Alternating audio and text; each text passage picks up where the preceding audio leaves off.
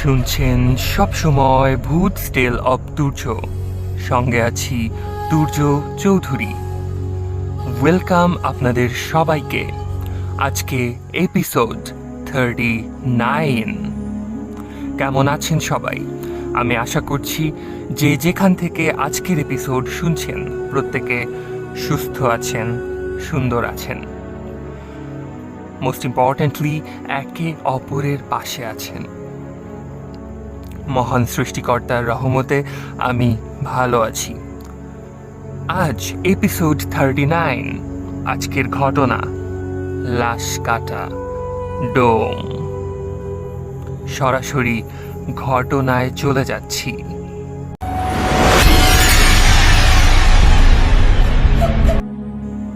Morgue এবং মর্গে postmortem করা অর্থাৎ ময়না তদন্ত একেবারেই নিত্য নৈমিত্তিক একটি ঘটনা, কিন্তু নিত্য নৈমিত্তিক হলেও এই কার্যটির সাথে স্বভাবতই যারা জড়িত তাদেরকে নিয়ে মানুষের কৌতূহল এবং আগ্রহ নিতান্তই কম নয়।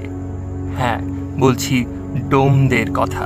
আজ ঠিক সেই ডোম সম্প্রদায়েরই একজনের ঘটনা উল্লেখ করব আপনাদের কাছে। ঘটনাটি 2010 সালের আগের একটি ঘটনা। ঘটনার দিন নিখিল ডোম রাত আনুমানিক 11টা বা 12টার দিকে হসপিটালের মর্গে প্রবেশ করেন। তাকে জরুরি তলব দিয়ে ডেকে নিয়ে আসা হয়। কেন? কারণ 2 ক্রোশ দূরের একটি গ্রাম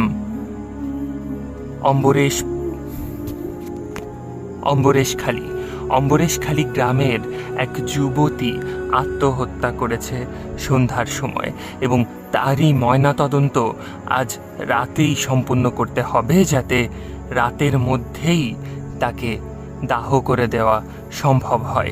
অপঘাতে মৃত্যু বলে কথা, বেশিক্ষণ না রেখে দেওয়ায় ভালো হবে এই লাশ। তাই তড়িঘড়ি নিখিল ডোমকে ডেকে পাঠানো হয় এবং নিখিল ডোম উপস্থিত হন মর্গের সেই লাশ কাটা ঘরে। এ তো তার প্রতিদিনকার নিত্য নৈমিত্তিক ঘটনা, এ কোনো নতুন কিছু তার কাছে নয়। নিখিল ডোমের সহকারী হিসেবে প্রদীপ জৈন সেদিন ছিলেন সেই লাশ কাটা ঘরে,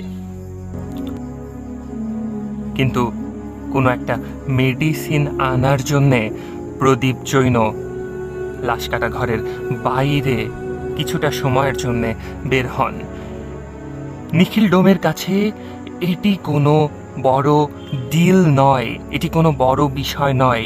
তিনি এই কাজই করে থাকেন বিগত 20 বছর ধরে। তিনি এই প্রফেশনেই আছেন, তার একটুও ভয় করছে না। ঠিক তিনি ট্রেটির উপরে চাটাই দিয়ে মোড়ানো লাশটি চাটাইয়ের দড়ি খুলে অবমুক্ত করলেন এবং তিনি দেখলেন একটি মেয়ের লাশ। মেয়েটির পরনে ঘাগরার মতো এক ধরনের পোশাক এবং তার গলায়, ঘাড়ে, হাতে, পায়ে বিভিন্ন জায়গা আঁচড়ের দাগ এবং কামড়ানো ক্ষত চিহ্ন এবং কালশিটে কালো দাগ। দেখেই বোঝা যায় এই মেয়েটির উপর পাশবিক নির্যাতন এবং অত্যাচার করা হয়েছে। লাশটির সাথে তার বাড়ির কোনো লোকজনকে নিখিল ডোম মর্গের বাইরে দেখেননি। নিখিল ডোম তার কাজ শুরু করলেন। ধারালো অস্ত্র দিয়ে সব দেহে সে অস্ত্রোপচার শুরু করেছে। ঠিক এমন সময়ে মর্গের লাশ কাটা ঘরের দক্ষিণ দিকের যে জানালাটি ছিল সেই জানালাটি হাট করে খুলে গেল। আর শুধু খুলেই গেল না, সেই হাট করে খুলে যাওয়া জানালা দিয়ে গুম গুম করে ঠান্ডা হাওয়া প্রবেশ করতে শুরু করলো সেই লাশ কাটা ঘরের মধ্যে। নিখিল জৈন ভরকে গেলেন। আপনি দরজা খুলে যায় কিভাবে? এ তো তিনি আগে কখনো দেখেননি। তিনি টর্চ জেলে সেদিকে আলো ফেললেন, কিন্তু তার আগেই পাল্টা আলো এসে তার চোখ ঝলসে গেল। সে লক্ষ্য করলো যেন 100 বাল্বের 100টি টর্চ, 100টি বাল্ব জ্বাললে যে পরিমাণ আলো হবে তার থেকেও দ্বিগুণ তীব্র আলো সেই জানালা দিয়ে পুরো ঘরটিকে যেন একেবারে জ্বলজ্বলে করে ফেলেছে। এবং সে লক্ষ্য করলো সেই মেয়েটির লাশ। সেই মেয়েটির লাশের একটি হাত নিখিল জৈনের এক হাত চেপে ধরেছে। এরকম একটি ঘটনা তার সাথে অনেকদিন আগে ঘটেছিল। সে জানে এই মুহূর্তে ঠিক তার কি করতে হবে। সে জানে এই রকম অবস্থা তৈরি হলে ঠিক কিভাবে সামলাতে হয়। নিখিল জৈন হাতটি ছাড়ানোর জন্য চেষ্টা করতে লাগলেন। এর মধ্যেই মেয়েটির লাশ চাটাইয়ের মধ্য থেকে উঠে ট্রের উপর একেবারে ভালো মানুষের মতো বসে পড়ল। এবং নিখিলডোম অনুভব করলো যেন ঘরের মধ্যে বরফের মতো ঠান্ডা। যেন তার মনে হচ্ছে চারিদিকে তুষার ঝড় হচ্ছে। এত ঠান্ডায় তার শরীরে কাঁপুনি শুরু হয়ে গেল। সে বুঝতে পারলো না তার ঠিক কী করা উচিত। এর মধ্যে দিক বিদিক গুম গুম করে হাসির শব্দ তার কানে ভেসে আসতে লাগলো।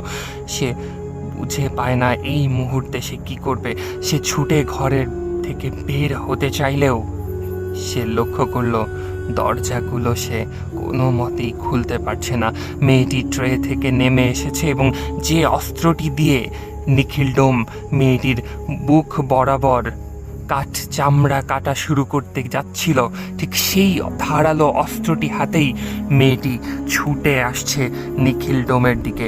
এবং তার চোখ দিয়ে রক্ত গড়িয়ে পড়ছে, তার চোখ জল জল করছে, তার মুখে ক্রূর হাসি এবং নানা রকম আওয়াজ নিখিলডোমের কানে ভেসে আসছে। না, নিখিলডোম সে রাতে কোনো মদ্যপান করেনি। নিখিলডোম মদ্যপান করেন না এবং ডোম মানেই যে মদ খেয়ে গাঁজা খেয়ে মাতাল হয়ে থাকবে, এই নীতিকেও নিখিলডোম বিশ্বাস করেন না। তাহলে কি দেখলেন তিনি সেদিন? কিছুক্ষণের মধ্যেই নিখিলডোম অজ্ঞান হয়ে পড়ে যান এবং তার আর কিছুই মনে ছিল না। তার জ্ঞান ফিরলে তিনি আবিষ্কার করেন তিনি ঠিক ওই হসপিটালেরই জরুরি বিভাগে শুয়ে আছেন। তার আশপাশে তার বাড়ির লোক, তার স্ত্রী, তার ছেলে এবং হসপিটালের পরিচিত সব মুখেরা, ডাক্তারেরা। এই ব্যাপার নিখিল, তোমার কি হয়েছিল? তুমি অজ্ঞান হয়ে পড়েছিলে। বিকট চিৎকারের শব্দেই আমরা দরজা ভেঙে তোমাকে উদ্ধার করি। তুমি দরজা ভেতর থেকে কেন লাগিয়েছিলে নিখিল? নিখিলডোম কোনো উত্তরই দিতে পারে না, কারণ নিখিলডোম ভেতর থেকে দরজা লাগাননি। নিখিলডোম সবাইকে খুলে বলেন এবং জানার চেষ্টা করেন যে ওই মেয়েটির লাশ ঠিক কি অবস্থায় ছিল। এবং হসপিটাল কর্তৃপক্ষ জানায় ওই দিন কোনো মেয়ের ডেড বডি হসপিটালে আসেনি। এটি ছিল ঘটনা। আপনাদের কেমন লাগলো আমাদেরকে জানাতে ভুলবেন না। আমাদের কমেন্ট সেকশন আপনাদের জন্য ওপেন, আপনারা জানাবেন। এবং ইউটিউবে শুনে থাকলে সাবস্ক্রাইব করে দিন, ফেসবুকে শুনলে ফলো করে দিন। দেখা হবে আগামী পর্বে, এপিসোড 40-তে। সেই পর্যন্ত ভালো থাকুন, সুস্থ থাকুন। Good night.